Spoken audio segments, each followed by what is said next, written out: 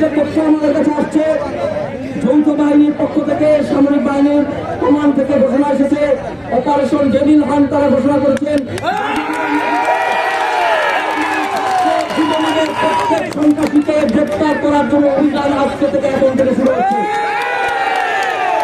তাদেরকে ততক্ষণ পর্যন্ত সহযোগিতা করবো যতক্ষণ পর্যন্ত দেখবো তারা আমাদের ছাত্রদের আকাঙ্ক্ষা অনুসারে কাজ করছেন। আমরা দেখতে চাই চার বাহিনী মিলে, পুলিশ, সামরিক বাহিনী, সামরিক তিন বাহিনী মিলে তারা অপারেশন ডেভিল হান্ট পরিচালনা করবেন। আমরা আজকে দেখবো তারা কি করেন, কি করতে পারেন। যদি তারা ব্যর্থ হন তাহলে আমরা মাঠে আমাদের নিজেদের রক্ষা করার দায়িত্ব নিজের হাতে তুলে নেব। পর্যন্ত তাদেরকে আমরা সহায়তা করি, আমরা তাদেরকে তুলে দিব কোথায় কোথায় ক্লিয়ার করতে হবে।